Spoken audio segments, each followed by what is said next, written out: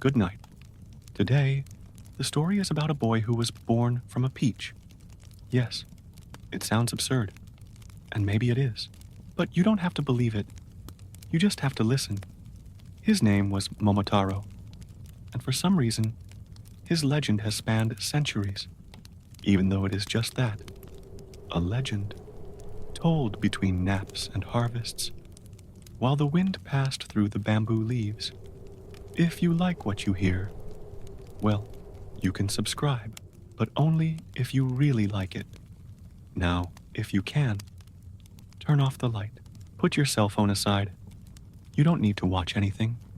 Just listen, let your eyes close, and travel calmly through history. Now imagine an old Japan. No cars, no electricity, no rush, just the sound of the river water and the slow, almost still life of a forgotten village among the hills. There lived a very simple couple. They had few things, but they had time. Time to harvest turnips, heat up tea, and watch the sky change color. The man was a lumberjack. The woman took care of the house.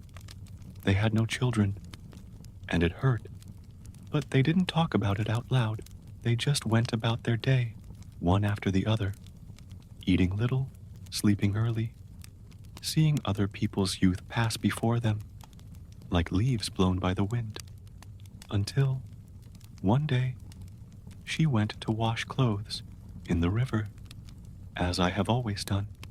He folded the hem of his kimono, knelt down, and began rubbing the fabric, no rush, with cold water, passing between your fingers. It was then that he saw something strange coming downstream. It looked like a stone, but it was soft, round, and it shone in the sun. A peach, huge, so big that it would be impossible to eat alone. She smiled.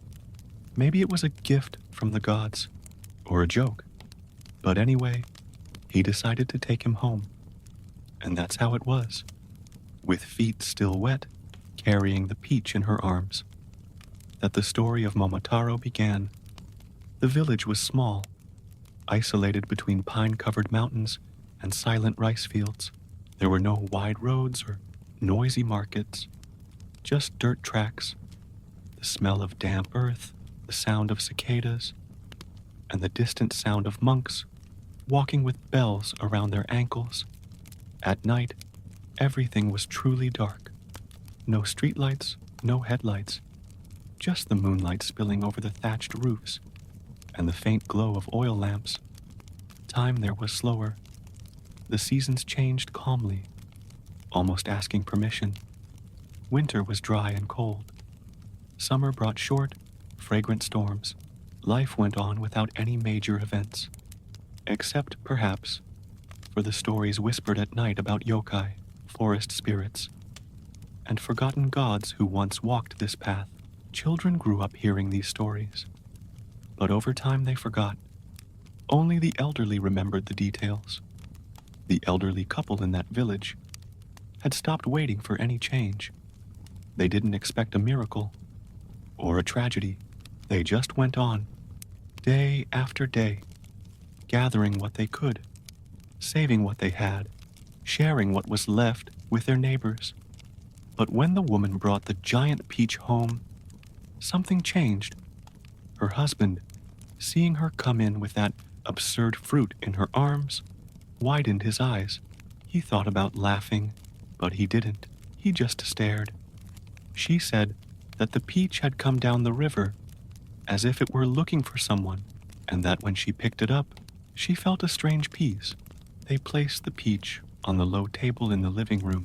They sat down in front of it as if they were about to receive an important visitor, and they sat there in silence, watching the orange skin shine in the light of the lamp until the peach opened. Not with an explosion, not with violence. It just fell apart, gently, as if it were made of silk, and from inside it came out a baby, a boy with clean skin, open eyes, and an expression so calm that he seemed to already understand everything that was happening. The woman put her hands to her mouth. The man took a step back, then knelt down. The baby looked at them both, smiled, and didn't cry. That was the strangest thing. He didn't cry. They didn't know what to do, but they knew what they felt. Love. Immediately, as if that boy had always belonged there. They named him Momotaro. It means Peach Boy. And no one else in that village knew what had happened. They didn't tell anyone, not out of shame, but out of instinct. Like someone trying to protect a secret they don't yet fully understand. The boy grew up inside that house, made of wood and worn tatami mats. He slept between simple blankets, smelling of green tea and wood smoke, and from a very early age, he showed something unusual, a strength disproportionate to his size. When he was 3 years old, he was already helping his father carry firewood. When he was 5, he was pulling stumps out of the ground with his bare hands.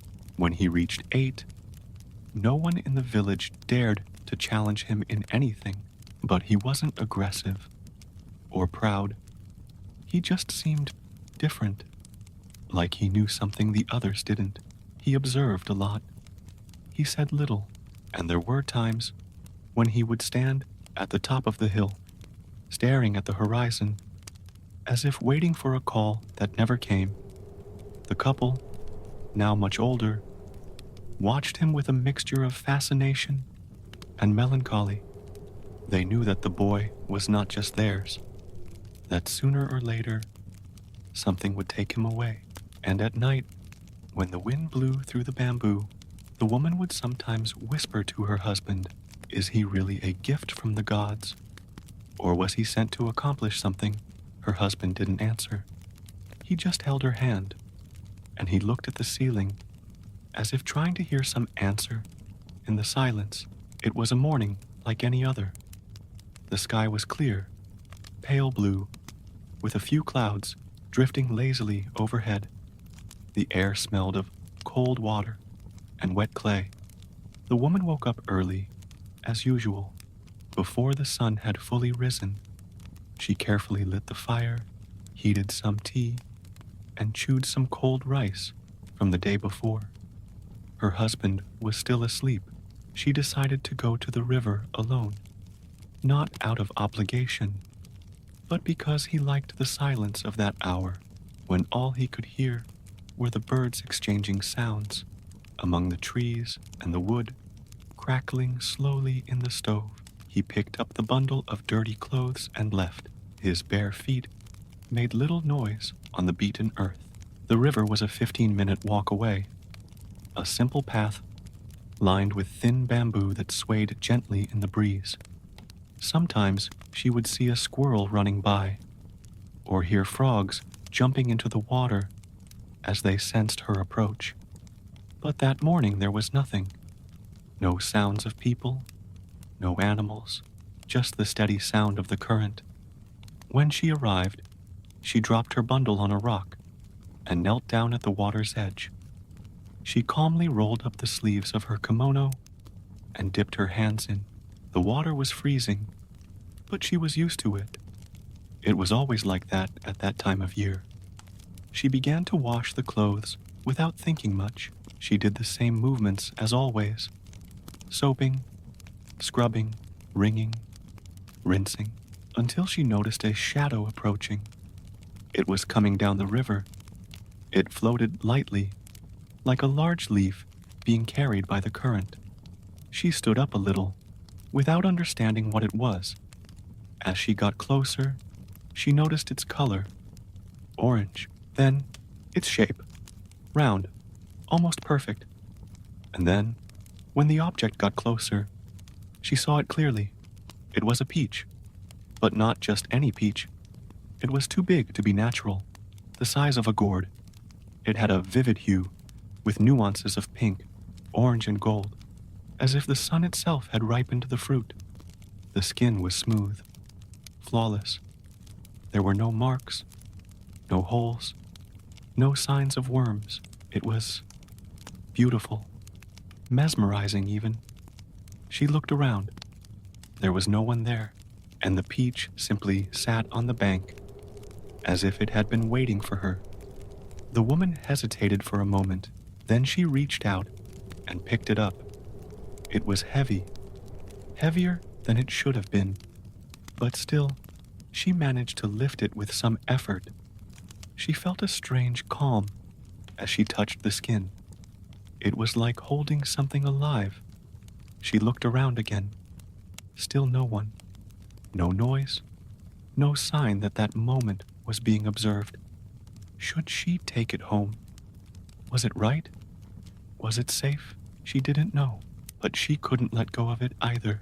So she folded the fabric of her clothes and improvised a handle to carry the peach close to her body, and she went back the same way. As she climbed, the weight seemed to increase, but she didn't complain. The only thought that kept repeating in her head was, why did this peach appear today?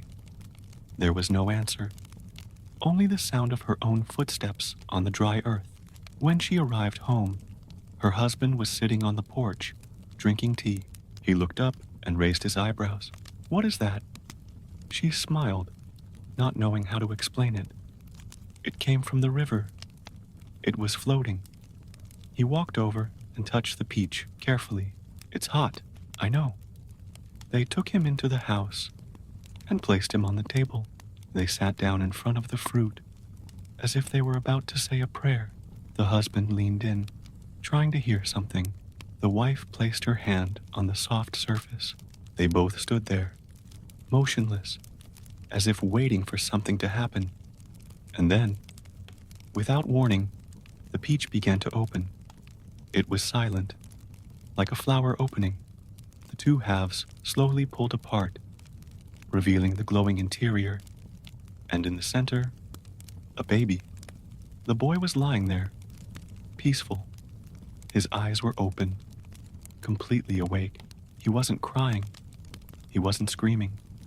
He just watched them, with a strange calm. The woman choked on her own breath. The man took a step back instinctively, but then he stepped closer. He is alive, and it looks good. They took the baby in their arms. He was warm. He was breathing. He had a small tuft of black hair, and his skin was clear and smooth. And as he was wrapped in the cloth the woman used to dry clothes, he smiled. That was the first time they felt like parents. No warning, no pregnancy, no birth, just destiny. And the village? No one knew. That was just theirs, a secret planted like a seed in the middle of their routine. They named him Momotaro. It was the simplest, most direct name, Taro, as many boys were called, and Momo, because of the peach. There was no ceremony. There was no doubt. The name came out of the woman's mouth naturally, as if it had been ready before she had thought of it. Momotaro. And so, he came into existence, with a name, a simple blanket, and 2 makeshift parents. In the early days, the couple didn't know what to do with so much new information. They were already old and used to the silence of the house. And now they had a baby who didn't make any noise, didn't cry at night, didn't demand much. He just watched. Sometimes he smiled. Sometimes he slept with his eyes half open, as if he were just pretending to rest. The woman rocked him in her arms. Even when it wasn't necessary, her husband tried to build little toys out of wood, but the boy didn't seem very interested. What he liked to do was look at the sky. He had done this since he was very young. All he had to do was be held in her arms or lie outside the house, and his eyes would be fixed on the clouds. When he learned to walk, it was overnight. There were no clumsy attempts, no stumbles. He just got up and walked, steadily. His father let go of the bowl he was holding. His mother covered her mouth with her hands, and he just kept walking, as if he had always done that. At 3 years old, he was already carrying buckets of water. At 5, he was helping with the harvest. At 6, he was pulling plows that not even two adults together could move. But he never bragged. He didn't ask for applause.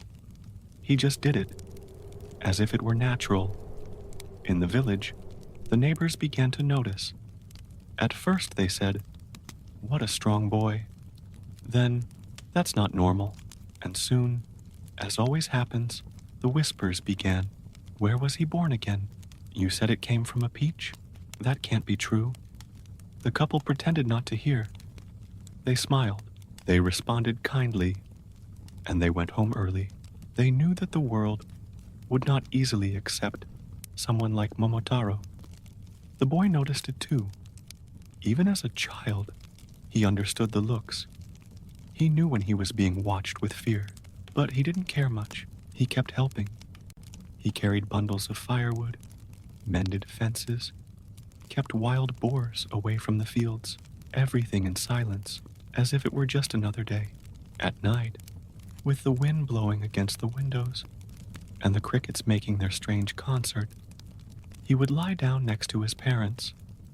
Sometimes he would ask them simple questions. Why is the sky so big? Why are people afraid? Did I really come from a peach? And the parents tried to answer in the way they could, with truth and affection. They said yes, he came from the peach, but more than that, he came to complete something that was missing. You chose us, said the mother. Maybe you don't even know why, but you chose us. He smiled and fell asleep quickly, as if he had already done what he needed to do for the day. But even with his peaceful routine, there was something about him that wouldn't rest, something that his parents couldn't control. Sometimes, the boy would climb the highest hill in the village by himself. He would stay there for hours, looking out towards the sea, as if he expected to see something coming, as if the world was calling him. And then, the rumors began. In the coastal region, stories emerged about an island, a distant place, full of demons, onis, as the storytellers called them, creatures that pillaged villages, stole food, and kidnapped people. The older ones said they were ancient punishments, the result of the imbalance between gods and men. The younger ones only felt fear, and when these stories reached the village, Momotaro listened. He didn't say anything at the time, but that night, after his parents went to sleep, he lay awake, staring at the thatched roof. He was breathing slowly, but his eyes were restless, as if a door had opened inside him, a door that would never close again. He didn't know what was binding him to that island, but he felt that he had to go, that there was something waiting there. The next morning, when he woke up, the first thing he did was ask, "Dad, what would you do if I said I had to leave?" The old man didn't answer right away. He looked at the boy, then at the woman, and there, in the silence of that wooden house, all three understood. Momotaro's time there was running out. Momotaro's childhood was never like that of the other children in the village. From his first step to his first thought, everything about him carried a different weight, as if each gesture had a purpose. He grew fast, strong and silent, like a tree that knows exactly where to put down its roots. While the others ran after dragonflies, he carried bundles of firewood bigger than his own body, not out of obligation. It just made sense. The residents watched him closely, at first, with a certain amount of admiration. After all, it wasn't every day that you saw a 6-year-old boy hoisting buckets of water with more ease than an adult. But curiosity soon turned to distrust. Low-key comments began to circulate in tea circles and in conversations on the veranda. People avoided prolonged contact and looked away when he passed by. There was something about Momotaro that couldn't be explained, and what can't be explained is disturbing. He was aware of this clearly. He didn't resent it.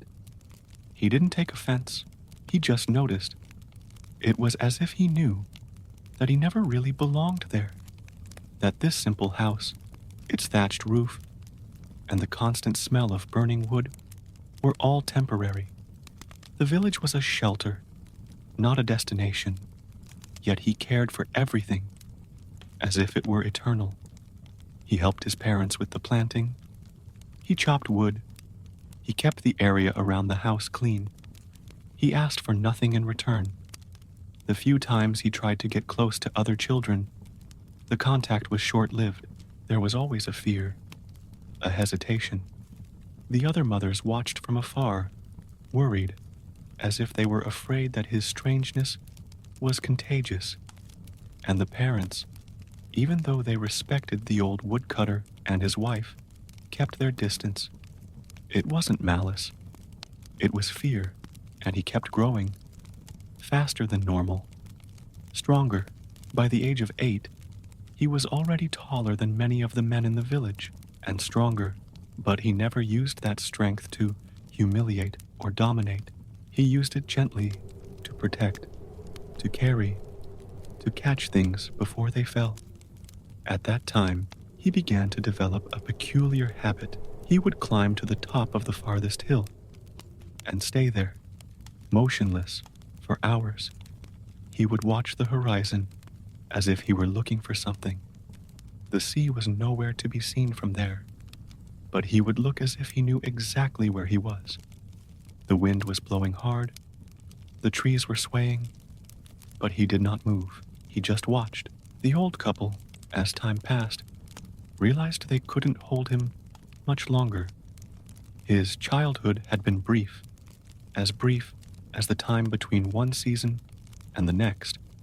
They tried to extend the days with small gestures. They prepared the rice more carefully, mended his old clothes, put extra blankets on him at night, but they knew they were dealing with sand running through their hands. Even when everything seemed calm, there was a kind of waiting hanging in the air, a pause before something. Momotaro felt this suspension, this empty space before the next step, and although he still lived there, he already lived in a different rhythm. There were times when he would stop in front of the house and look at the rice fields as if he were saying goodbye. He would touch the plants carefully as if he wanted to imprint the scent of the wind on his skin. Sometimes I would wake up in the middle of the night and go for a walk. I didn't go far. I would just walk around the yard as if I were circling my own thoughts. The village remained the same. Simple rituals, slow lives, and a boy who grew up with the calm of a rock. He did not rebel. He did not hide. He simply carried a silence that separated him from the others. While other children learned to fish or make tea, Momotaro thought about distances. He thought about distant islands and rumors that came from the coast. He thought about monsters that might not even exist. And most of all, he thought that there was something waiting for him out there, even without knowing what it was, even without rushing. And when he looked at his parents, there was gratitude. It wasn't noisy affection. It was deep respect, like someone who recognizes the care they received without needing to name it. In that shared silence, between simple tasks and restrained gestures, Momotaro's childhood passed. He left no trace of scattered toys, nor memories of games and laughter, but he left deep marks on the land, in the eyes of the couple who raised him, and in the heart of a village that never quite knew what to do with him. Childhood was over before anyone realized it, and he, already on the verge of something new, began to hear a calling. The days went on the same. The sun rose and set. The wind blew across the fields. The seasons passed slowly. But inside Momotaro, something was beginning to change. It was not visible to the naked eye. No gesture gave it away. It was an internal, silent movement, like when water still begins to heat up before boiling. He felt it. He didn't know what, but he felt it. It was as if a coal had been placed inside him. It didn't burn, but it bothered him. A kind of restlessness that didn't fit with the peace of the village. He continued doing what he always did. He chopped wood, helped his parents, walked the trails, but there was a different look on his face. A new focus, turned away. The news came in fragments. First, a merchant from the south mentioned attacks on coastal villages. Then a passing monk told of missing boats. Eventually, more detailed stories emerged. Voices trembled as they spoke of Onigashima, the island of demons, a place beyond the sea, shrouded in mist, where the Oni came from. Large, deformed, hungry creatures. They stole food, destroyed homes, carried people away. These stories spread like the wind on a stormy night. Word of mouth gained strength, exaggeration and fear. The villagers, even far from the coast, began to lock their doors more quickly. They began to avoid going out at night. Children were kept close. Adults looked to the sky as if it could also hide dangers.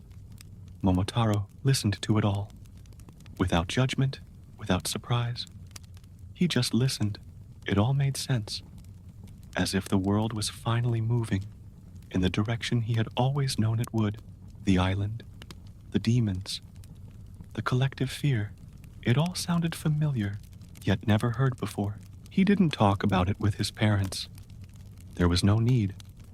The look in his eyes said it all, and his parents, without asking questions, began to act more carefully.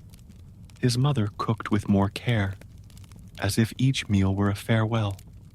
His father stopped more often to observe his son, as if trying to memorize his features. Neither of them insisted that he stay. Neither tried to stop him. It was like watching a tree shed its leaves. It just happens. People in the village began to comment that something was hovering over Momotaro. A presence, an energy that had never been so strong before. It was hard to look at him for long, not because he was hostile, but because he seemed charged with such a great purpose that it made everything else seem small. He walked differently, no longer like a strong boy, but like someone who knew exactly where he was going. There was a spot on the river, close to the shore, where he would stand for long minutes. He would watch the current. He would imagine boats. He would smell the salt in the wind, even though he was far from the sea. And at that point, he decided internally that he would leave. Not out loud, not with an announcement. He just knew. The world seemed to be calling to him, and he was finally ready to answer. The island of the Oni was not just a place. It was the symbol of everything that kept him from calm. It was the destiny, the weight, the promise that came with the peach. Maybe he had never been an ordinary boy. Maybe he had been shaped that way from the beginning. And if that was the case, there was no point in delaying. Over the next few days, he began to prepare. Without fanfare. He didn't make lists. He didn't tell anyone. He simply mentally gathered what he needed to bring. Courage, calm, and conviction. He didn't talk about battle. He didn't think about glory. He simply felt that something was wrong with the world, and that he, for some strange reason, was the missing piece. One night, while everyone else was asleep, he lay awake. He heard the sound of the wind blowing through the cracks in the wood. He smelled the burning of the wood. And in the absolute silence of that hour, an image emerged clearly in his mind. A simple boat, its sail fluttering, and the sea opening up before it. The flame was lit once and for all, and childhood, which had already gone, gave way to something greater. A mission, not received, not assigned, just understood. The breeze of that early morning touched his face like a gentle omen, and even without knowing what he would find, he did not hesitate. He no longer belonged to the mainland. He was no longer just the son of that silent couple. He was now a hero about to leave home. The day began like any other. Clear skies, the smell of firewood, rice slowly boiling. But there was something different in the air, a silent tension. Hard to name, as if time had held its breath, as if the world was waiting for an important movement. Momotaro woke up early. I was already up. When the sun appeared behind the mountains, he left the house without a sound, walked between the bamboos, and stepped onto the cold earth, still damp from the night air. He walked without a fixed destination, just to hear his own footsteps and feel his body moving. Every detail around him seemed more alive. The leaf that fell slowly, the stone wet with moss, the distant sound of a crow. He knew that this would be his last day there, not as someone who makes a choice, but as someone who answers a call. There was no more doubt. The island of the Onus awaited him. It wasn't a rush. It was certainty, an invisible line pulling his body forward, and he no longer wanted to resist. When he returned home, he found his mother cooking rice. His father was already chopping wood outside. Everything looked the same, but it wasn't. He watched them for a moment, as if to absorb the moment. The smell of steam rising from the pot, the rhythmic sound of the axe hitting the wood. He didn't say anything. He just sat and waited. Time passed smoothly. The rice was ready. They ate together as usual. Few words. Slow chewing, the sound of bowls touching. Then Dad went out, as usual, to collect more dry twigs. Mom began to wash the utensils, scrubbing harder than usual. Momotaro stood up. He didn't announce his decision. He didn't explain his reasons. But there was a firmness in his gestures, silent ritual in every movement. He went to the small room where they kept some clothes. He chose the sturdiest ones. He took a piece of cloth and wrapped it like a shoulder strap. He opened the drawer with the stored objects and selected what he could take. The sound of his footsteps was different, firmer, more definitive. His mother noticed. His father too, and even without hearing a single word, they knew there was a farewell being said. It didn't happen with tears or with promises. The couple understood that holding on to a child is easier than letting go. But letting go is also a form of love. The old man stopped what he was doing. He stared at the floor for a few seconds. Then he just nodded. The woman, without turning her head, continued scrubbing the bowl, but her eyes were wet. Momotaro felt everything. He didn't need to hear it or say it. He just had to absorb the moment as it was. Beautiful, painful, necessary. After tidying up, he slowly left the house. He walked through the garden. He touched the leaves of the small bush he had planted himself. He looked at the wooden wall, where he usually leaned against at the end of the day. Every detail of that place was part of him, and yet it no longer contained him. On the trail that led to the village, the sounds were clearer. The wind passing through the bamboo, the muffled sound of footsteps on the ground. No residents appeared. There were no collective goodbyes. Just the sound of one's own breathing and the horizon opening up before one's eyes. The decision to leave was not imposed, nor was it built little by little. It sprouted like a ripe fruit, and when it arrived, it was already complete. There was no room for regret, nor for doubts. He carried little, but he carried a lot. The strength he was born with, the calm he learned from his parents, and the silent conviction that the world needed him somewhere else. The road was still long, but the first step had already been taken, and with it came transformation. The Peach Child was now a traveler, a body heading towards its own destiny, and the world finally began to notice. The next morning, the sky was overcast, the kind of cloud that doesn't threaten rain, but covers everything with a cold, shadowless light. The wind blew slowly, bringing the damp smell of old fallen leaves along the way. Momotaro woke before the first birds. He didn't need an alarm clock. His body already knew. It was the day to leave. The house was silent. The father was fast asleep, breathing deeply, his calloused hands resting at his sides. The mother, on the other hand, was already awake, not in the bedroom, but in the kitchen. She didn't say anything when he came in. She was kneeling in front of the clay pot. She was pouring water and lighting the fire. Her face was calm, but her eyes said otherwise. She knew that this would be the last rice she would prepare for her son, and she also knew that she couldn't ask him to stay. Silently, he picked up a basket. He took the ground rice, sugar, and salt, and he began to prepare the kibidangos, sweet, firm, small dumplings that last a long time, food for those who go far.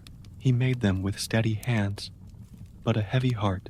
He shaped them one by one, with the same precision as someone making a sacred gesture. He didn't ask anything. He just did it. Momotaro sat at the door.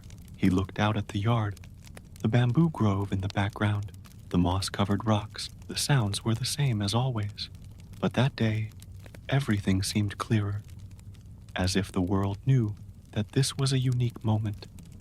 The father woke up shortly after.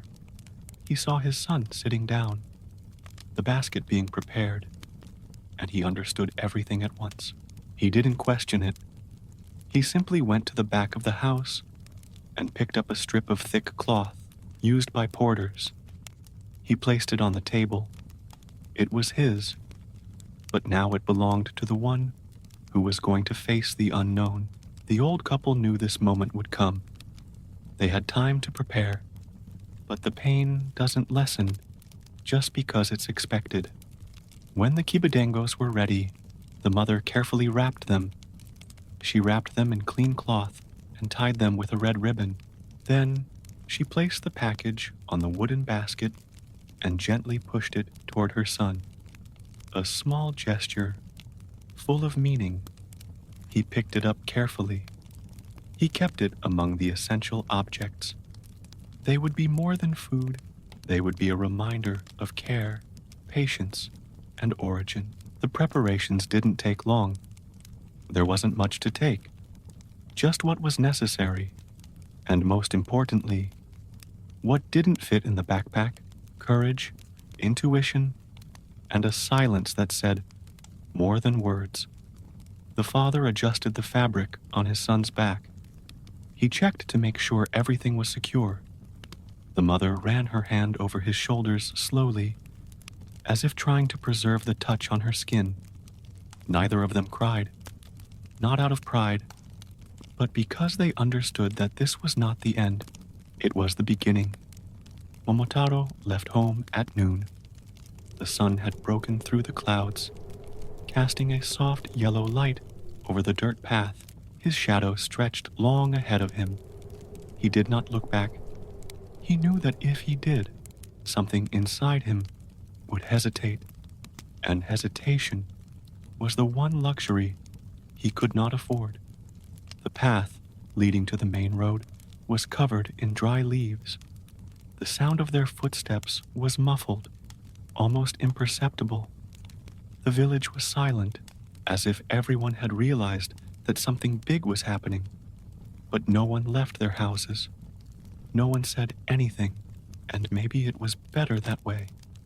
At the last bend in the trail, Before the view of the house disappeared, Momotaro stopped. He didn't turn around. He just closed his eyes for a moment. He felt the warmth of the sun, the weight of the backpack, the smell of the freshly made kibidango, and he kept all of this inside himself, like someone who records the last line of a chapter before turning the page. Then he continued walking, one step after another. The destination was still far away. The sea, invisible. The island, a rumor. But the journey had already begun, and every time the wind blew, it was as if it said, "Go." The road ran between empty fields and low hills, winding through an ancient Japan, still immune to haste. Momotaro walked in silence, his basket on his back, the wind whipping dust around his ankles. The sun had already passed mid-sky. His shadow was short and firm, and the horizon was beginning to shimmer with the afternoon heat. The first part of the journey was simple. Familiar trails, familiar vegetation, but each step took him further away from everything that was predictable. He walked calmly, without measuring distance. The destination did not demand speed, only constancy. At one point along the trail, the road began to narrow between two dark earthen embankments. The surrounding trees cast dense shadows on the ground, and the sound of the wind disappeared inside, muffled by the rustling of the leaves. It was at this point that he felt it. Not a danger, but a presence. Something was watching, not with hostility, but with attention. His steps slowed naturally, his body entering a listening state. There was no noise, just the clear sensation that someone was there. And it was. At the top of the ravine, standing between two roots, was a dog, thin, its fur dirty with dust and weeds. Its eyes were deep-set, attentive. It observed with a kind of intelligence that one would not expect from an animal. It did not advance. It did not growl. It just stared. Momotaro stopped too. The two of them remained like that, in silence, measuring the distance. The dog came down slowly, without hesitation, as if he already knew that this encounter was inevitable. He approached calmly, stopping a few steps away. His tail did not wag. His body did not tremble. He just waited. The boy did not back away, nor did he try to get closer. Immediately, he observed, and in the animal's gaze, he found something unexpected. Desire, not hunger, not fear, but a clear desire to follow, to go along. Momotaro opened the basket. He took one of the kibidangos. He held it out slowly. The dog didn't jump. He didn't attack. He came over and ate calmly. Then he sat down, and there it stayed.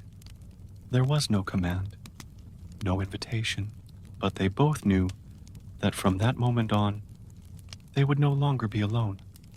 They continued walking. The dog walked alongside, sometimes in front, sometimes behind, always alert. He sniffed the path, analyzed invisible smells, and sometimes stopped to listen to things that the human ear could not hear. He was a silent guide. That first night outside the village, they slept under a large pine tree near a stream. The ground was hard, but the sky was clear. The stars, finally visible, seemed to talk to each other. Momotaro ate some cold rice. The dog lay down beside him, but did not fall asleep right away. He watched the shadows. He sniffed the air. He protected. There was something about that animal that couldn't be explained by instinct alone. He had a kind of memory in his eyes, as if he had been to many places and now knew exactly what to do. And beside him, the Peach Boy slept more peacefully than he had expected. The sound of the water running beside him, the warmth of the dog's body, the open sky above, it all conspired to create a kind of peace he had not felt since leaving the village. In the following days, they continued together. The road was long, but the presence of their companion made everything lighter. Loneliness no longer weighed on them. The silence was now divided. Every time Momotaro stopped to rest, the dog would watch. When they stopped to eat, they would share. And during long walks, there would be a wordless communication between the two, a direct understanding, as if they shared the same mission. It was strange to think that this dog had appeared out of nowhere, but deep down, Momotaro knew that nothing here was a coincidence. Just as he himself had come from a peach, it was also possible that this animal had a purpose of its own, and perhaps destiny was just waiting for the two to meet, to truly begin the mission that was to come. The world was still big. The island was far away. The dangers were unknown, but now there were two of them walking, and that changed everything. The road began to change. The hills gave way to steeper slopes, and the once sparse trees deepened into thick forests.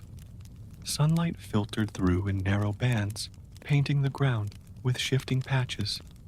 The air here was more humid, heavy with moss, the smell of wood, and the constant sound of leaves rustling. Momotaro and the dog walked in silence, each attentive to what the other could not see. The dog, guided with his nose, sniffing broken branches, tracks, changes in the wind. Momotaro kept his eyes on the path, his ears alert to what was emerging between the trees. Neither of them spoke, but the silence was comfortable, a kind of understanding that dispenses words. At one point, the trail narrowed. It was a lesser-used path, almost forgotten. Low-hanging branches forced shoulders to hunch. Thorns poked through the ground, but they kept going, unhurriedly.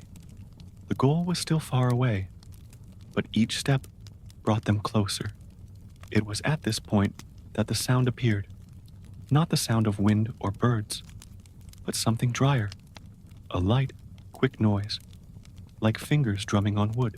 The dog stopped first, his body tense, focused, his ears pricked up, his eyes fixed on the top of a thick, vine-covered tree. Momotaro also stopped. He looked up, and there it was. A monkey, small, thin, with brown fur and a suspicious look. He was sitting on a thick branch, swinging his legs as if watching out of boredom. His body was relaxed, but his eyes were alert. He didn't run away. He didn't scream. He just watched, and it soon became clear that this wasn't the first time he had seen travelers, but there was something different about the boy and the dog, something that intrigued him. They stood there for a while, three presences, three intentions, no threat, no urgency, just mutual recognition. The monkey came down, not in a hurry, nor afraid. He jumped from branch to branch with restrained agility. He stopped a few meters away from the two. He smelled the air. He sat down on a rock and waited. Momotaro opened the basket. He took out a kibidango. He handed it to the monkey naturally. The monkey approached slowly. He took the cake with both hands. He ate it slowly. And then he stayed. There was no theatrical movement, no grand gesture. The animal simply stood up, wiped its hands on its belly, and began to walk along. That was it. There were three of them now.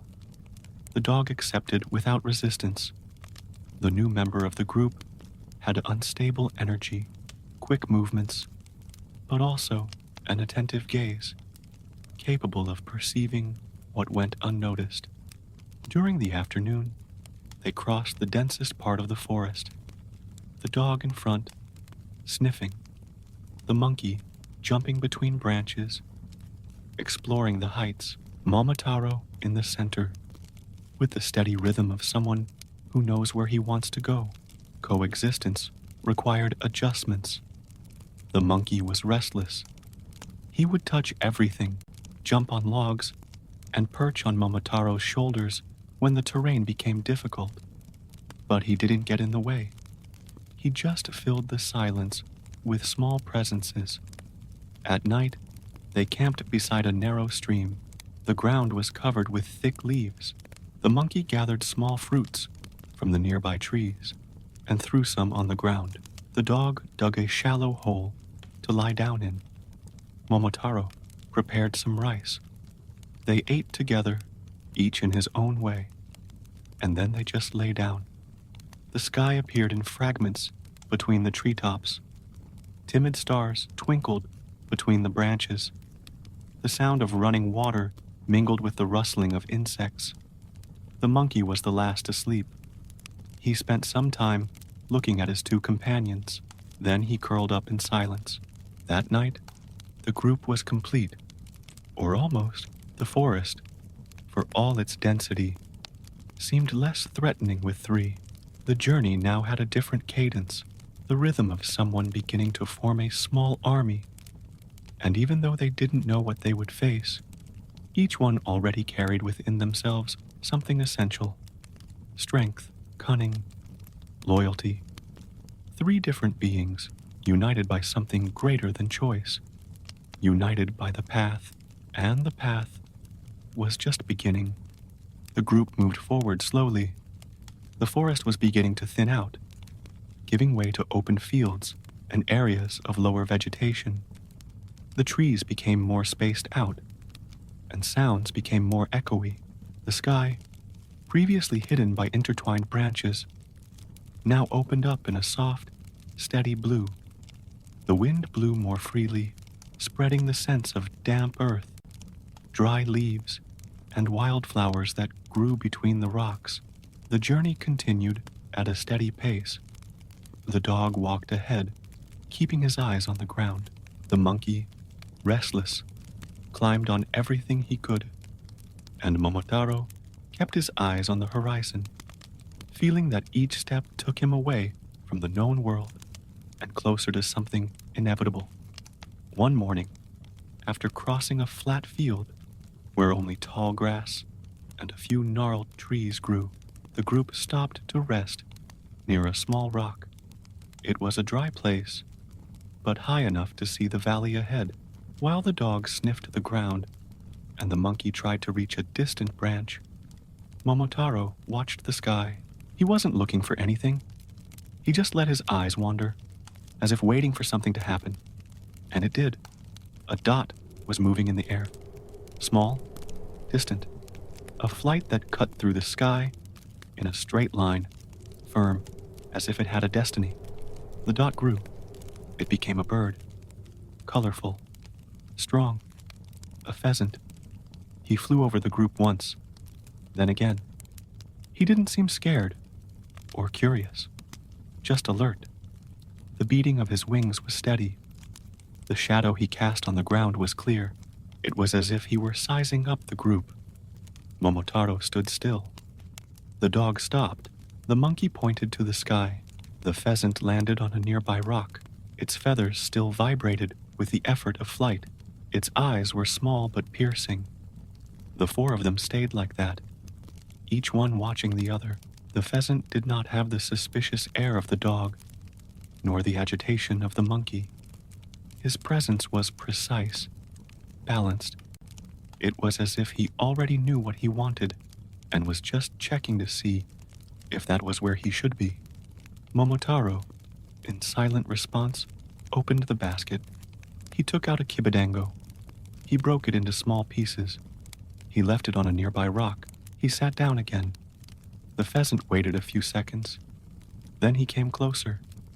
He ate calmly, not like a starving animal, but like someone who accepts an offering with respect. And then he flew again. He circled over the group and landed closer. This time, not as a visitor, but as part of it. The arrival of the pheasant changed the dynamics of the group. There was no noise when he moved, but his presence was clear. He flew high to observe the path. He hovered over valleys, studied routes, and returned with precision.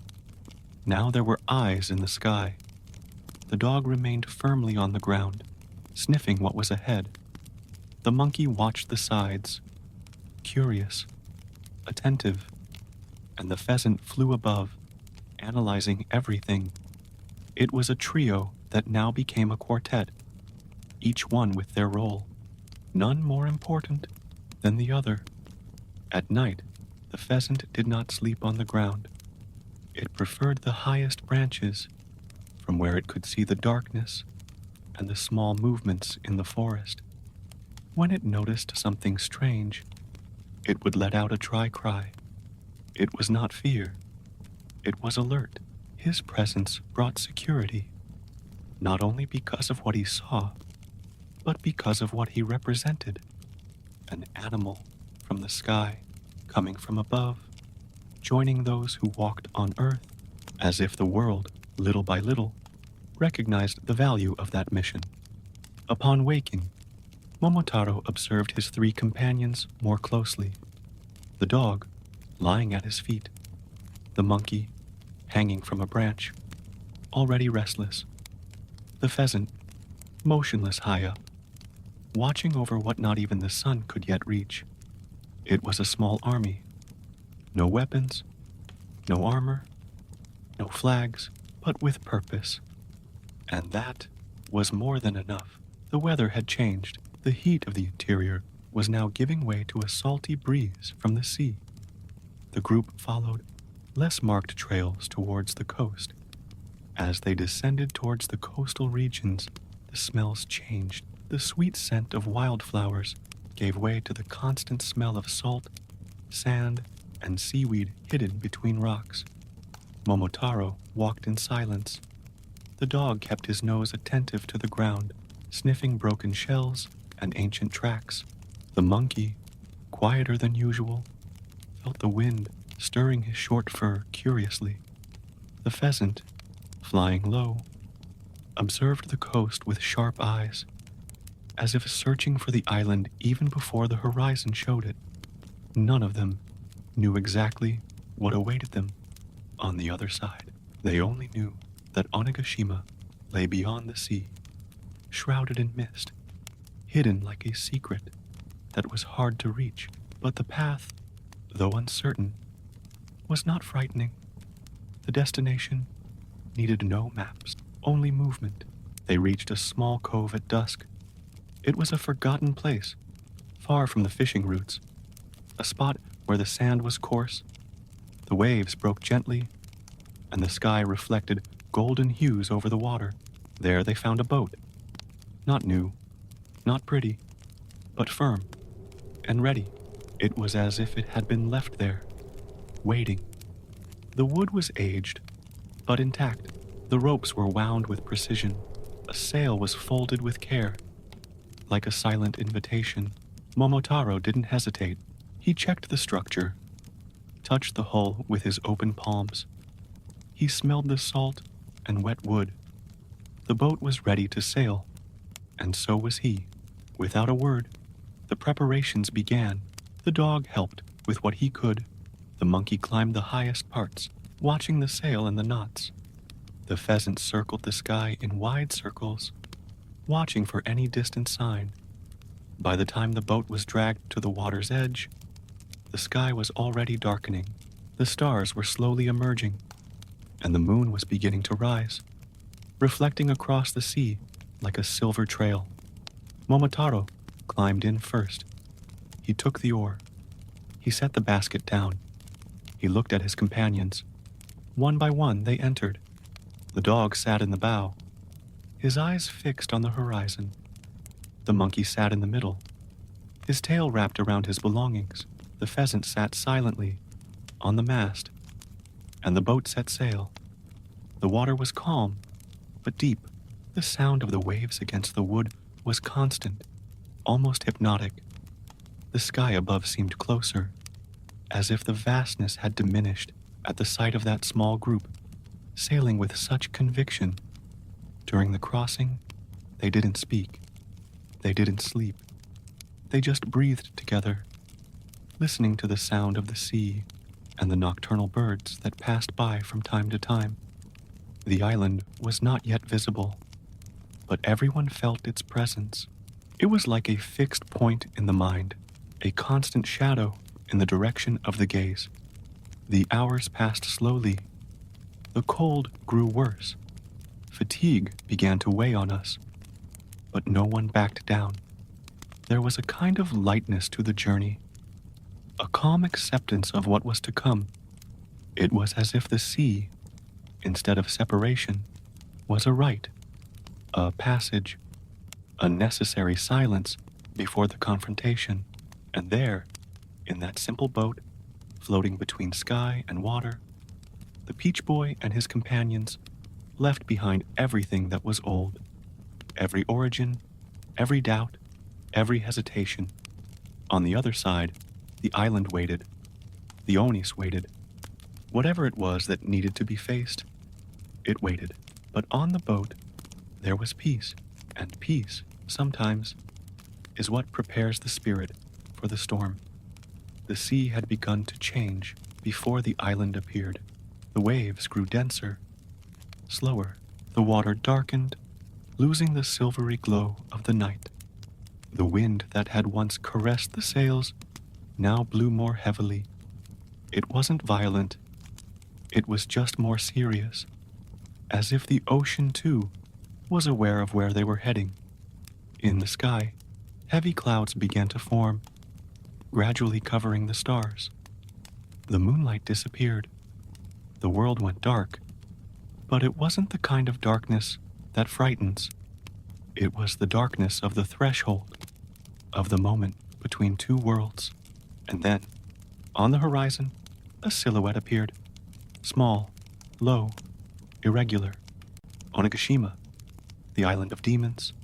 There were no towers, no smoke, no sign of life, just jagged rocks, jagged cliffs, and a mist that settled like a heavy blanket over the land. The approach was slow. The boat moved steadily forward, but the silence deepened. Momotaro kept his eyes fixed on the approaching black line. The dog stood alert, ears pricked. The monkey held tightly to the side ropes. The pheasant glided low, circling cautiously.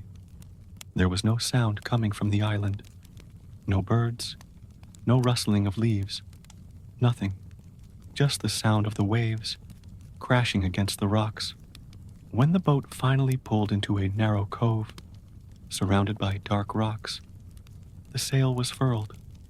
The boat scraped against the sandy bottom, slowing gently. Momotaro went down first. The icy water came up to his knees. The ground was unstable, covered in seaweed and slippery rocks.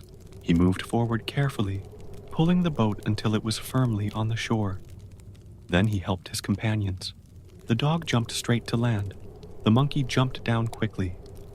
The pheasant landed on a rock, motionless.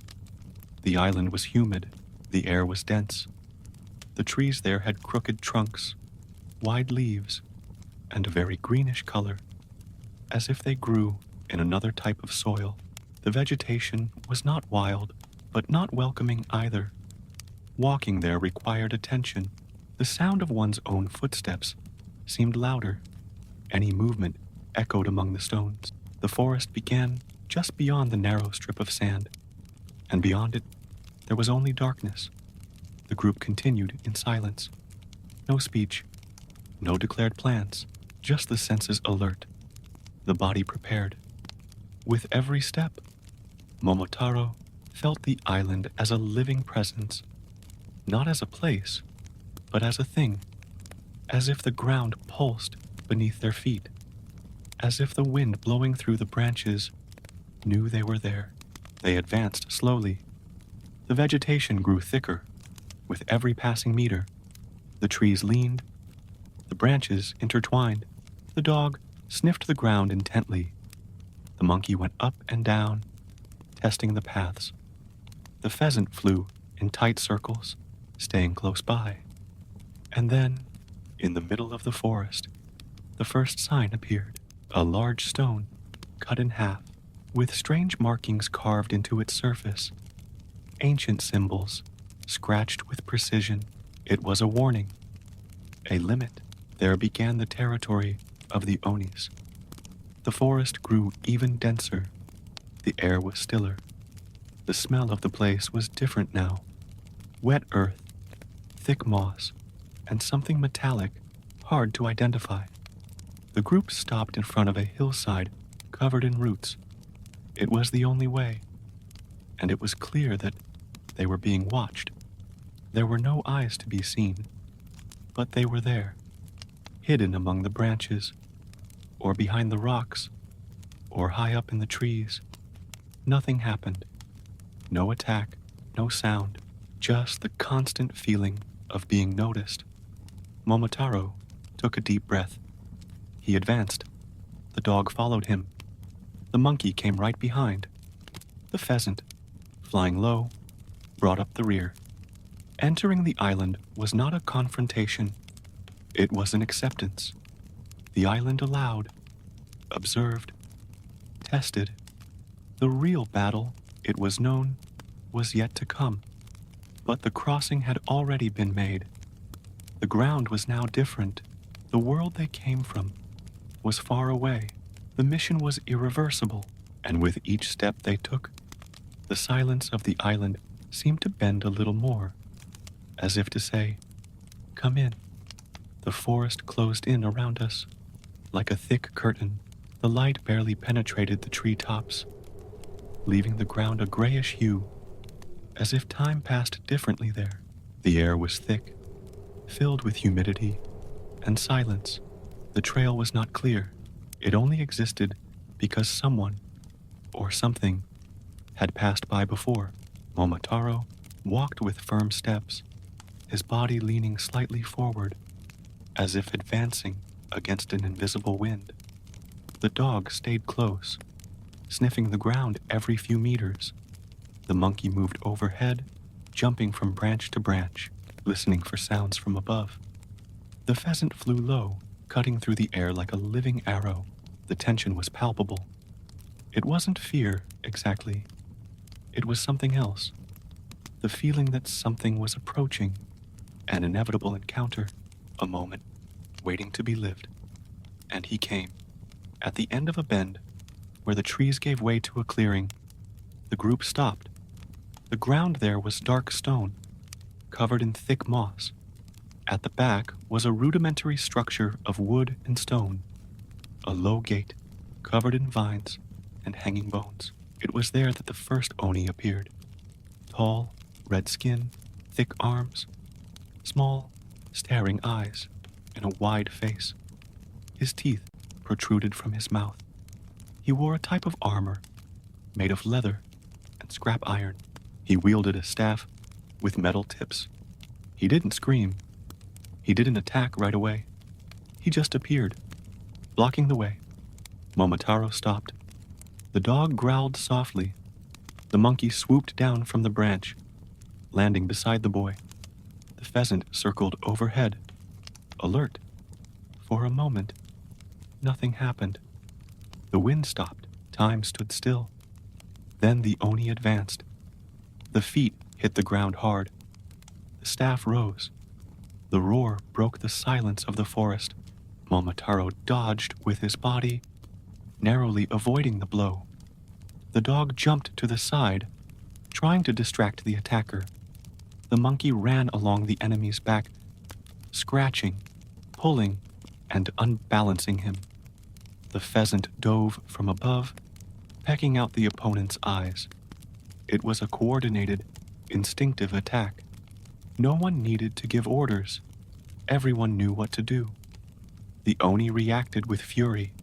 He swung his staff, knocking down branches and rocks around. But he was slow, strong, but predictable. Momotaro waited for the opening. When it came, he advanced with precision. He leapt, striking the center of the enemy's chest with the weight of his body.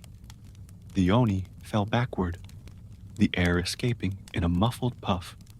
On the ground, he tried to get up, but the dog was already on top of him. The monkey was tearing off his protection. The pheasant was pecking at the hands.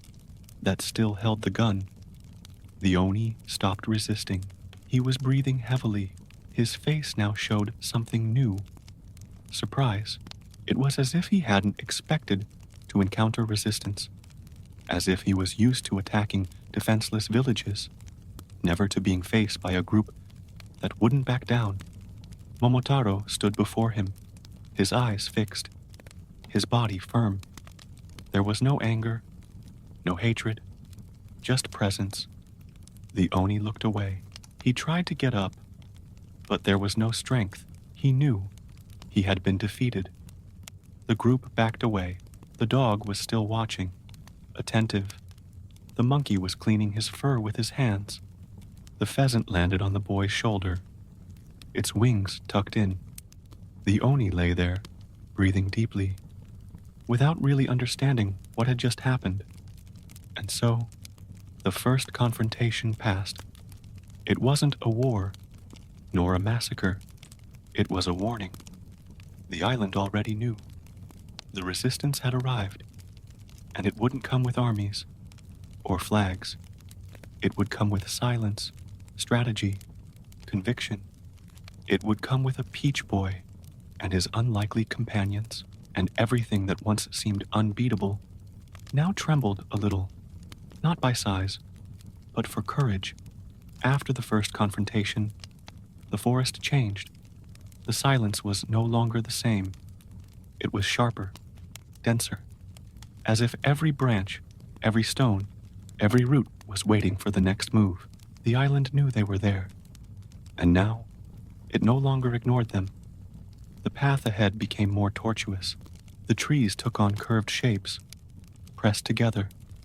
The ground was no longer firm. It became damp, slippery, covered in a mixture of mud and dead leaves. The air was heavier, with a strange smell of rust and distant smoke. Momotaro kept his pace, steady, silent, his eyes alert, his body ready.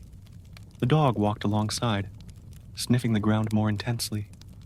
The monkey watched from above, leaping in wide curves, avoiding the low branches. The pheasant flew higher now, alerting for any movement beyond the trees. At every turn, the tension grew, and when they reached the foot of a hill covered in black rocks, they saw what awaited them. 3 Onis, bigger than the first, with skin in shades of blue and dark green. They carried long spears and rustic shields. But what caught the most attention was their positioning. They were ready, not on patrol, not by chance, but waiting. The group stopped. Both sides looked at each other. Nothing was said, but everything was understood. Momotaro advanced first. He did not run. He walked with his body bent over, his fists firm. The first Oni attacked with his spear in a straight movement. The boy dodged it with precision. The dog took advantage of the opening and jumped, biting his free arm. The second Oni raised his shield to ward off the attack, but the monkey had already launched itself at him. Pulling the ropes that held the weapon, the pheasant flew in short circles, pecking at the eyes of his enemies, forcing them to make mistakes. The fight was ugly, disorderly. There was no choreography. There was real effort, muffled shouts, the dry sound of blows, and the crack of broken branches underfoot. Momotaro faced the third Oni, the biggest, the slowest, but also the toughest. Every punch seemed to hit stone. Every attempt to unbalance him failed. He stepped back, taking a deep breath. The dog came to his aid. The monkey tried to climb onto his enemy's shoulder, but the Oni grabbed him. For a moment, time froze. The monkey's small body in the creature's hands, the grip beginning to tighten. But then the pheasant swooped down, a low flight straight into his eyes. The Oni screamed and let go of the monkey. Momotaro took advantage. He used the moment of imbalance. He jumped, turned his body, and with the full weight of his jump, hit the center of the enemy's chest. He He fell with a dull thud. The second Oni, seeing the third fallen, hesitated. That was enough. The dog knocked him down. The monkey, now free, jumped on him. The fight ended there. Heavy breathing, dirty bodies. Silence resumed. The Onis did not get up again. The group remained still for a while, catching their breath. The pheasant flew to a rock. The monkey massaged its arm. The dog licked a small wound on its paw. Momotaro, with his hands resting on his knees, gazed at the horizon. It was the first time they felt the real effort of the mission. Courage was not enough. Resistance was needed. Cooperation, constant attention. The island was testing its limits, and he hadn't revealed everything yet. In the distance, among the trunks, a structure appeared, the fortress. Tall, irregular, made half of stone, half of wood. No beauty, just function. That's where they were heading. And inside it, something bigger awaited them. But now, they were ready to move forward. More wounded, dirtier, but whole and together. The Onigashima fortress was not a castle in the classical sense. It had no elegant towers or symmetrical walls. It was a crude, functional construction made to endure, not to enchant. Built among rocks and roots, it used the terrain to its advantage. Partly sunk into the earth, partly hidden under slopes. A jumble of walls, narrow passages, and ancient structures, covered in moss and thyme. Momotaro watched in silence. The main entrance was wide, but poorly lit. 2 thick wooden gates, reinforced with iron. At the top, stakes, bones, torn flags, symbols of dominance and warning. The presence of the Oni was imbued in every detail. The group approached slowly. The dog sniffed slowly. The monkey kept to the shadows, jumping from beam to beam, assessing routes. The pheasant made short flights, keeping watch from above.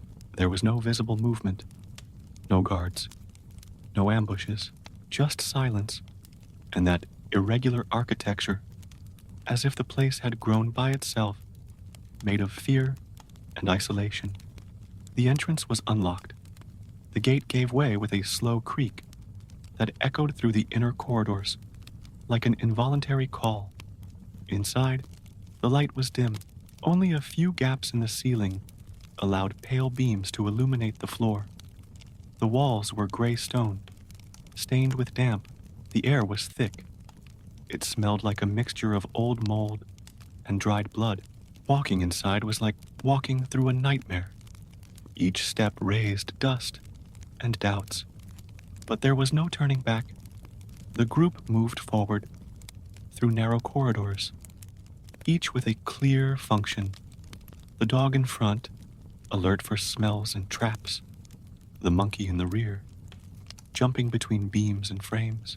The pheasant flying silently overhead, keeping an eye on the ceilings and overhead passages. Momotaro, in the center, did not hesitate. His feet were firm, even in the face of tension. His entire body was attentive. Every sound was analyzed.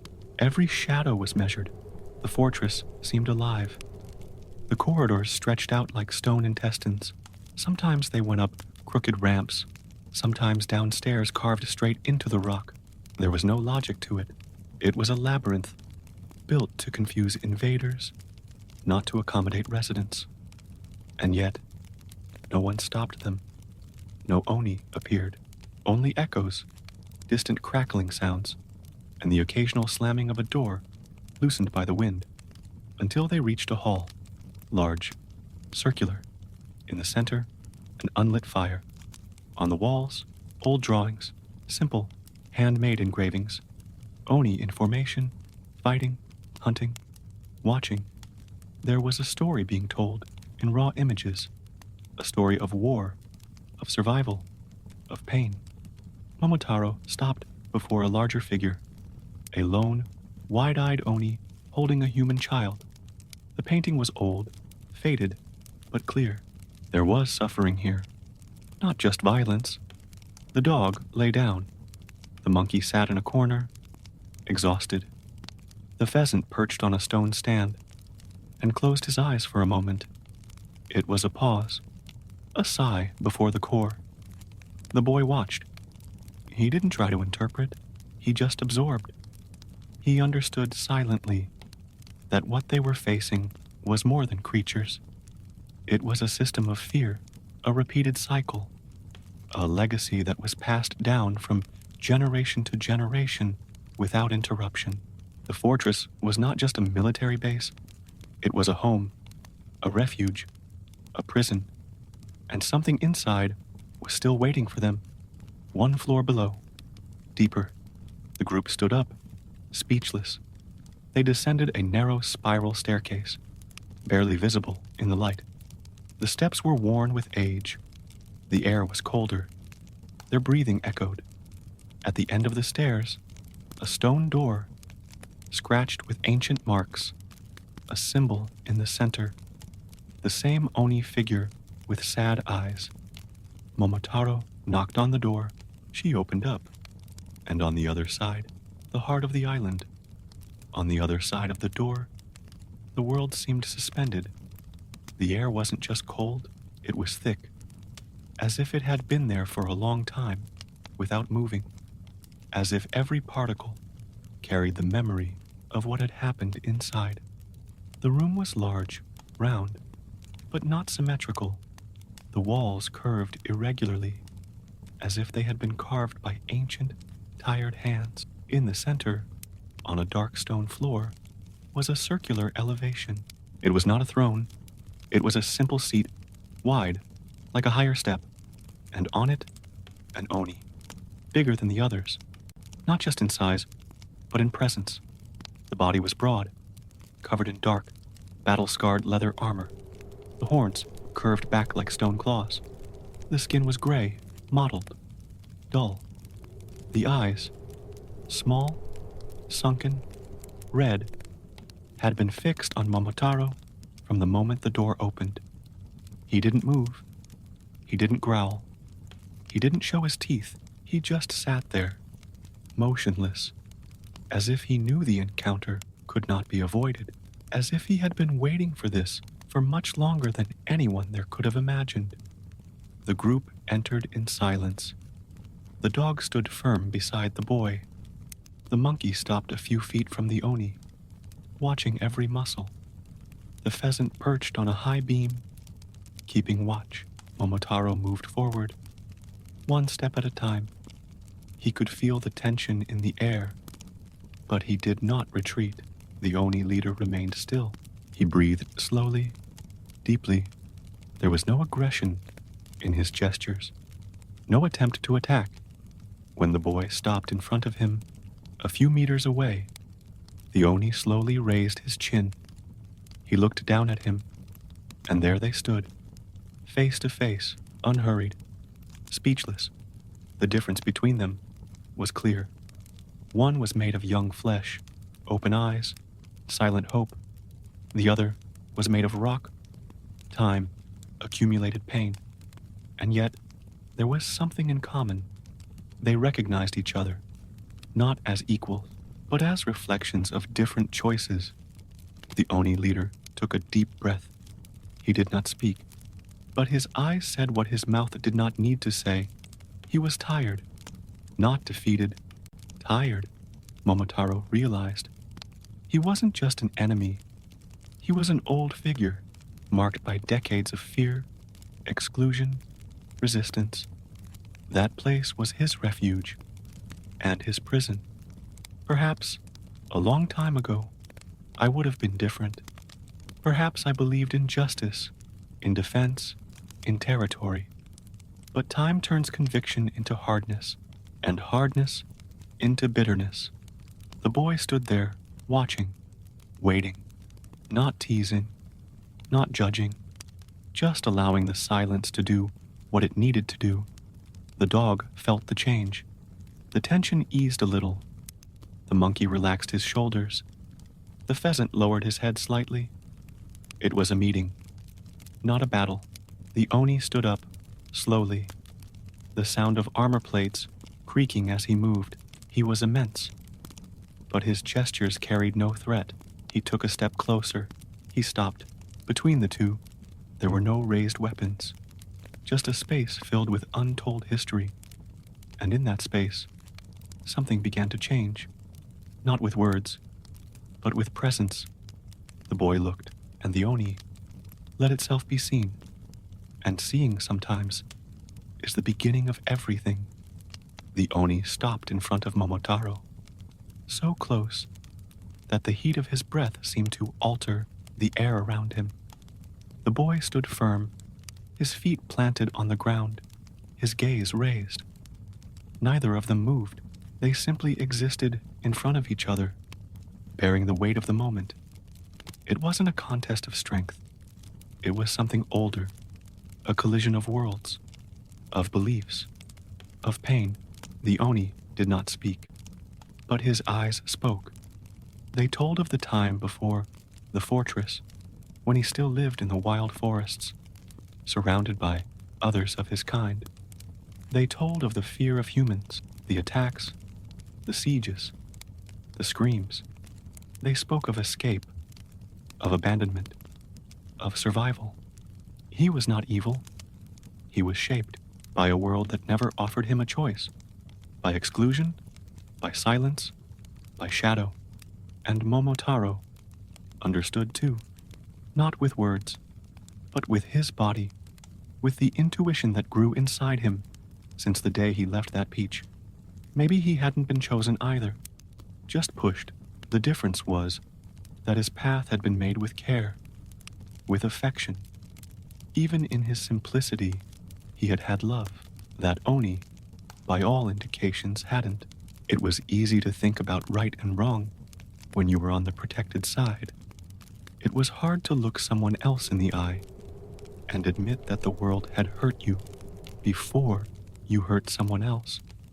The space between the two became a mirror. Each reflected what the other could have been. In another life, the dog, attentive, remained still. The monkey sat with his gaze lowered. The pheasant flapped its wings gently, as if trying to dispel the tension in the air. And there, in the middle of the cold and silent room, a question arose that neither of them dared to ask out loud. What to do now? The boy did not want to destroy. The Oni did not want to give in. They both knew that the cycle of attacks, retaliations, and fear would solve nothing. But they also knew that stopping took more courage than continuing. Momotaro took a step forward. He wasn't holding a weapon. He wasn't making any threats. He was just advancing with his body exposed. The Oni backed away a little, surprised. It was the first time, perhaps, that someone had approached without shouting, without condemning, and in that simple gesture, walking towards the other without hatred, something broke. The Oni leader lowered his shoulders. His muscles relaxed. His arms, heavy, fell to his sides. He took a deep breath. It was the loudest sound he made in that room. There was a moment when everything stood still. Time stopped. The tension evaporated, and instead of war, doubt arose. They didn't need to destroy each other. But what would they do with this possibility? The hall fell silent. Not the empty, soundless kind, but the dense kind, full of unspoken thoughts. Silence that weighs heavily, that demands care. Momotaro felt every second like a thread stretched between choices that could not be undone. The Oni leader remained standing a few steps away. There was no longer any emotional armor in his eyes. What remained was a mixture of tiredness and attention, as if, for the first time in a long time, he was willing to listen. But listening here did not mean just hearing sounds. It was something deeper, listening to an enemy as if he were human. Momotaro was breathing slowly. He was sweaty, dirty from the road. His muscles were tired and his feet were sore. But here, before that gigantic being, broken by time, the tiredness seemed part of the ritual. It was as if every day up until that moment had prepared him for that single decision. And the decision was not simple. Defeating the Oni was the expected path. That was why he had left the village. That was the story people would tell. The boy who came from the peach, who faced demons, who triumphed. But at that moment, something broke that narrative because they no longer saw an enemy before him. They saw a being tired of fighting, a survivor. And with that, the question came, is it better to maintain the justice that is expected of you, or to accept the peace that no one thought was possible? Behind him, Momotaro could feel the weight of the group, the dog, the monkey, the pheasant. None of them seemed in a hurry. They waited, as they always did, ready to fight, but also ready to stop. The Oni looked up slowly. The muscles in his face trembled slightly, not out of fear, but out of doubt. He too could sense the change, the break in the pattern. Perhaps he even wanted peace, but how could he trust? After so many years of being hunted, isolated, called a monster, the two looked at each other, and there they were, trapped in the narrow space between what was easy and what was right. Momotaro closed his eyes for a moment, not to escape, but to hear more clearly. Inside him, there was no magical voice, no divine command. There was only the memory of his mother's eyes, his father's silent manner, the way life can be hard even without conflict. And then there was the peach, the memory of the warmth inside that fruit, of life being born from the improbable. When he opened his eyes, he knew he did not come to destroy, came to interrupt, not the cycle of revenge of the Onis, but everyone's, humans and monsters. He raised one hand, slowly, a simple gesture. No weapon, no threat, just a signal. The Oni looked at his hand, then at his own fists. He clenched them once, then unclenched them. A hesitant gesture, but clear. Something had changed. It wasn't redemption, nor immediate forgiveness. It was just a new space, an interval between past and future. And in that interval, another possibility was born. The room seemed to breathe along with them, slowly, as if it had waited centuries for this moment to happen. The Oni kept his fists open. His heavy hands, marked by ancient calluses, were now empty. No weapon, no sudden movement, just presence. Momotaro did not speak. There was no need to. Communication there went beyond words. It was made up of restrained gestures, respectful silences, looks that acknowledged mutual pain. The group approached. The dog was still alert, but without growling. The monkey, quieter than usual, walked beside the boy. The pheasant landed on the ground delicately. The four of them were there, facing the leader of the Onis, without an attacking posture, without demands, just expectation. The Oni took a deep breath. His enormous shoulders lowered a little. Then he took a step to the side. A small gesture, but full of meaning. A space opened up. Not a corridor of victory, but a gap for listening. Behind him was a narrow passage, a stone staircase that descended deeper into the fortress. And beside it, boxes, baskets, piles of objects piled high. Rice, fabrics, tools, pottery, treasures not in the sense of jewels, but of resources. The things the Oni had taken from the humans, not out of malice, but out of necessity, out of desperation. Momotaro looked. He recognized simple tools, pots that were seen in villages, scraps of clothing that could have belonged to any family. This was not theft out of greed. It was survival, made of wrong impulses. He reached out. He touched one of the fabrics. It was soft, but dingy, soiled with age and use, a symbol of what could be shared, but was taken by force. The Oni then raised one of his hands. Slowly, he pointed to the objects, then to the ground, then to himself, a rudimentary gesture. But the meaning was clear. He was offering it back, not as payment, but as a sign. I was willing to break the cycle. They would give everything back, and more than that, they would not attack again. They would stay on the island, in peace, if the humans would let them live. It was an agreement without paper, without stamps, made by eye in the suspended time of trust. Momotaro nodded. The dog sat down. The monkey took a deep breath. The pheasant took flight and circled the hall as if in silent celebration. The choice was made. There would be no war. There would be care. Perhaps slow, full of setbacks, doubts, ruptures. But now there was an attempt. The Oni stepped back. He sat down again on the stone seat, not as a king, but as the guardian of a new time. Momotaro turned around. He started climbing the stairs. The group followed him. There was no applause, no celebration, just the sound of their own footsteps returning. But inside, an entire world was being reorganized.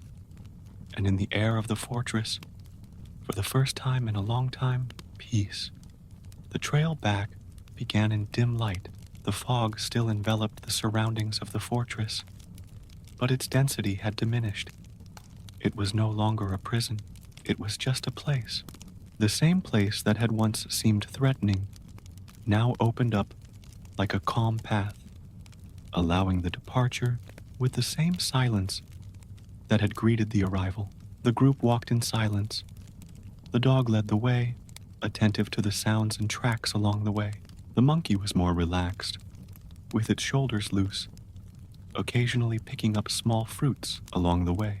The pheasant flew in long lines, taking advantage of the increasingly open sky.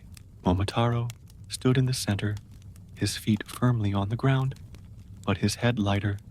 His body bore the marks of his journey.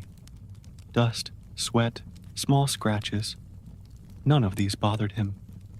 There was a kind of lightness that came not from the absence of effort, but from the meaning found within him. The island looked different. The vegetation no longer threatened. The trees no longer curved like walls. The sound of the sea returned in the background, constant, inviting. When they reached the strip of sand where the boat was, they found it exactly as they had left it. Not a scratch, no disturbance, as if time had been suspended there. They climbed up slowly. The dog was the first to settle in the bow. The monkey sat in the center, curling his tail over his legs. The pheasant landed on the mast and arranged his feathers. Momotaro took the oar. He didn't look back, not out of coldness, but because the farewell had already happened. The sea was calm. The waves gently pushed against the hull, as if they also approved the decision. The breeze was cool, but constant. The sky now showed shades of light blue, long and spaced clouds. It was a different crossing, less tense, more contemplative. The landscape seemed to open up gently, as if recognizing the inner change of those who were returning. During the journey, no one slept, but no one spoke either. There was no need to. The shared silence said everything that needed to be said. The looks, the gestures, the simple presence. Each person now carried a story that no one else would need to hear out loud. When the line of the continent appeared on the horizon, Momotaro's heart beat differently. The coast was familiar. The hills, the pattern of the trees, the fields in the distance. The village was still far away, but the feeling of return was already settling in his body. The boat docked in a small cove, the same one they had set out from. The wood scraped gently against the rocks. The pheasant was the first to emerge, flapping its wings and landing on a branch. The dog jumped down. The monkey stretched out its arms and walked along with calm steps. Momotaro stepped onto solid ground. The smell of the bush was the same, but he was no longer there. The path back to the village seemed shorter, perhaps because now each step was accompanied by a feeling of mission accomplished. Even without glory, even without an audience, there was within him the certainty that he had done what needed to be done. When he reached the first bend where the village could be seen, he stopped. He observed from afar the little houses, the thatched roofs, the smoke rising from the chimneys. Everything was the same, but inside you, everything was different. He walked forward slowly. Some residents noticed his presence, but no one approached him right away. There was respect there, and perhaps a little surprise. After all, many didn't believe he would return, and if he did, they didn't expect him to return like this, calm, whole, accompanied by animals that seemed part of him. When he got home, he saw his parents outside. The old woodcutter was chopping wood. The woman was washing clothes with her arms immersed in a wooden bucket. When they looked up and saw their son, they didn't scream. They didn't run. They just stopped, their eyes fixed, their bodies suspended between astonishment and relief. He approached. Slowly, the mother put down the washcloth. The father put down the axe, and the three of them stood there in silence, breathing the same air, as if words were an unnecessary obstacle. The dog lay down on the balcony. The monkey climbed up onto the roof and huddled in the sun. The pheasant flew up onto the roof, watching the village with serene eyes. The hero had returned, but the hero was no longer the same, and neither did the village, even though it seemed like it. The reunion was without tears, no dramatic words. It was simple, silent, like everything that really matters. When Momotaro stopped in front of his parents, the world seemed to shrink for an instant. All the distance, the entire journey, everything that had been faced seemed to fit into that small moment between three bodies standing at the edge of the house. The father took a deep breath, not to speak, but to sustain the moment. The mother raised her eyes to her son's face, as if needing to confirm with her own senses that he was really there. He was. The boy, or now the young man, seemed the same in form, but not in presence. Something had settled over him, a thicker, more settled silence. He was quieter, but not tired. It was the kind of stillness that comes after truth. Mom was the first to move. She touched his arm with her light fingers, as if testing whether it was a dream. Then she ran her hand over his face, the same gesture she had made when he was little and woke up at night. Dad just nodded. It wasn't a lack of emotion. It was restraint. Their love had never been loud. They entered the house together, the same steps over the worn floorboards, the same smell of old wood, warm tea, dust and wind. But something had changed there. The house seemed smaller. Or maybe it was Momotaro, who now took up more space. They sat on the floor. Mother offered rice. Father served tea. They ate slowly, the bowl in their hands, their eyes on the food. There was no need for an explanation. Not at that moment. Outside, the three companions found their places. The dog lay down beside the door, his body relaxed and his eyes half closed. The monkey scanned the surroundings with discreet curiosity, but without haste. The pheasant rested on the eaves of the roof, motionless, like a silent guardian. During the meal, The mother observed her son's every move.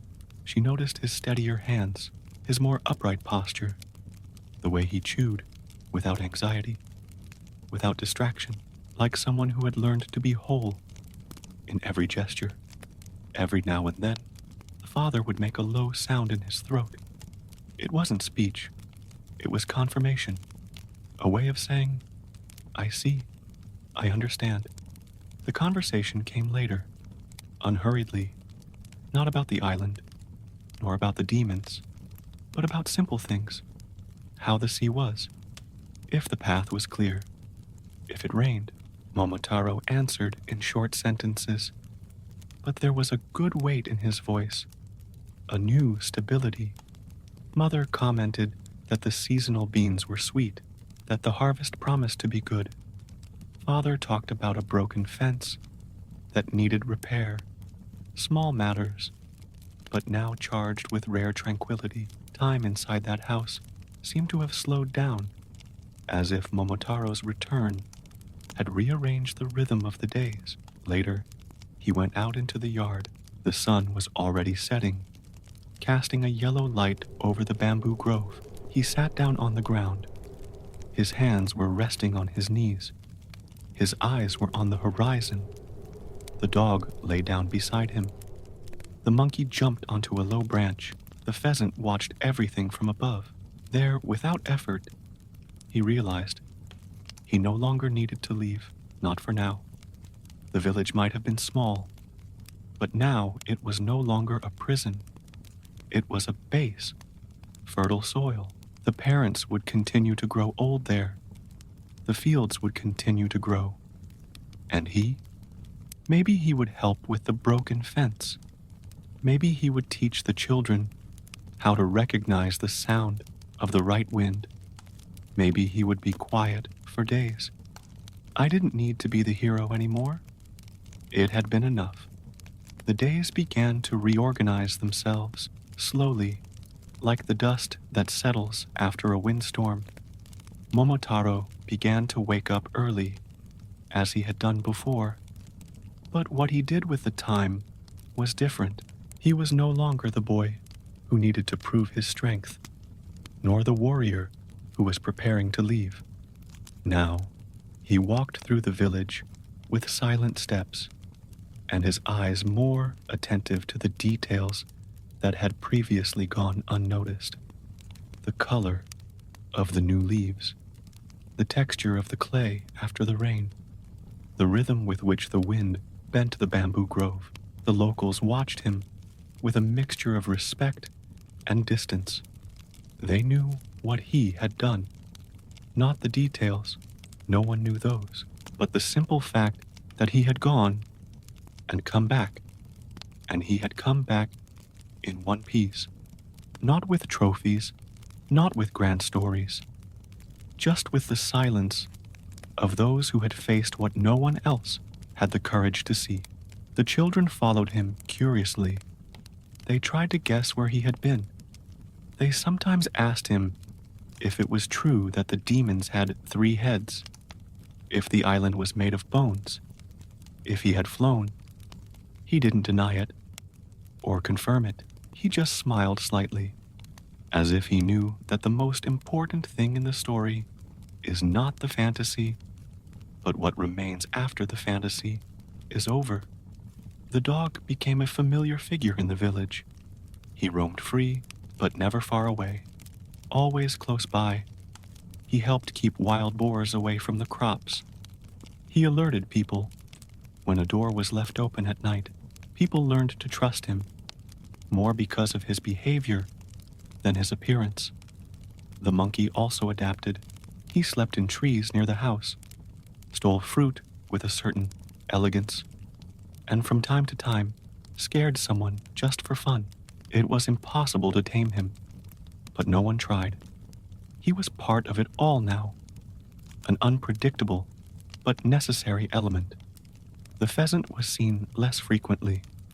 It would disappear for days at a time.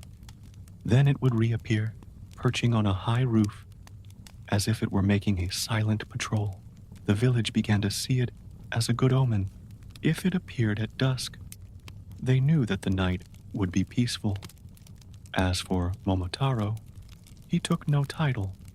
He made no declarations, but everyone knew that his presence now anchored the place.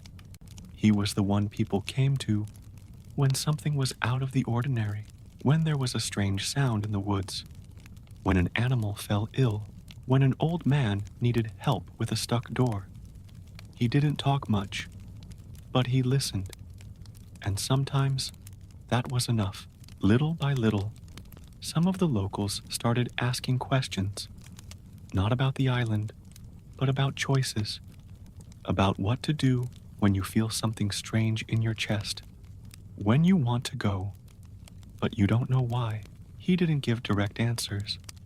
He just calmly told me about the time he walked to the river and saw a peach floating, and how some things don't need to be understood, just felt.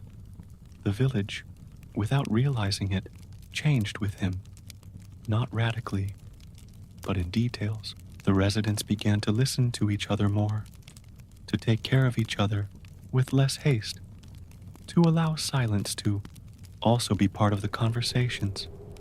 And when, months later, a stranger appeared bringing news from the coast about how the attacks had stopped, how the fishermen were sleeping peacefully again, no one doubted the origin of that change. It wasn't necessary. Momotaro now looked after the world in a different way, not with a sword, but with presence. And this presence, without fanfare, shaped the village around him, not like a distant arrow, but as someone who knew how to leave and knew how to return. Time passed without fanfare, no precise markings, no dates, just the slow rhythm of nature guiding the days. The hills remained green, the river flowed as it always did. The sky continued to change color with each sunset, as if painted by a patient hand. The village maintained its routine: harvests, simple meals, silences shared on the balconies. But now, there was a vivid memory in the air, something you couldn't see, but felt, a new, subtle tranquility, as if things were more in place. Momotaro grew old, as if he had always been there, without rushing, without exaggerated brilliance. He continued to take care of the house, repair fences, and teach the children to observe the world calmly. The dog now slept more than he sniffed. The monkey played with the children, accepting fruit offered in small hands. The pheasant appeared only occasionally, like an elegant reminder of the sky. Sometimes Momotaro would walk to the highest hill, the same one as before. He would sit among the rocks and look down at the village, the uneven roofs, the smoke from the stoves, the small people moving slowly. There he thought little. It was not necessary. The mind, after a certain age, no longer runs as it used to. It learns to be still, and in that silence, his story slowly dissolved, not like something forgotten, but like something absorbed. He was no longer the boy with the peach, nor the warrior from the island. He was just someone who lived. The memory of the peach still surfaced, from time to time, in the sound of water, in the aroma of ripe fruit, in a dream here, another there, but not with longing, just as a gentle reminder. And time went on. The children of the village grew up hearing fragments of that story. They didn't always know which was true, but they liked the idea that a hero could be born from a fruit and return home and stay. When Momotaro stood by the riverbank, he would sometimes hear someone whisper, "There he goes." But no one interrupted him. They had learned that there is a kind of presence that speaks, even when it is silent. And you, who have come this far, listening to this story between one breath and the next, perhaps you are also ready to rest. Close your eyes if you haven't already. Let your body sink a little deeper into the mattress. Feel the weight of the blanket. the stillness of the room. The world outside can wait. Here, inside you, everything is in place, like Momotaro. You too can return home, even if it's just for tonight. Good night.